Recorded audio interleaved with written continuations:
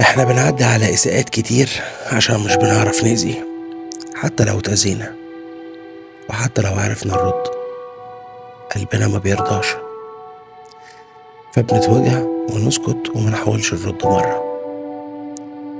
ضميرنا بيوجعنا كأننا احنا غلطانين، ولما ما نعرفش ناخد حقنا بالذوق بنتكسر من جوه. ولو فكرنا وخدنا حقنا بالقسوة نحس اننا خسرنا نفسنا.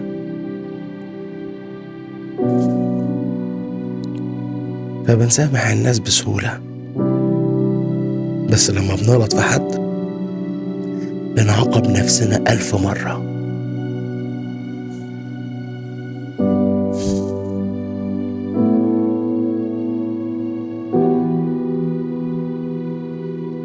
اسمعها تاني.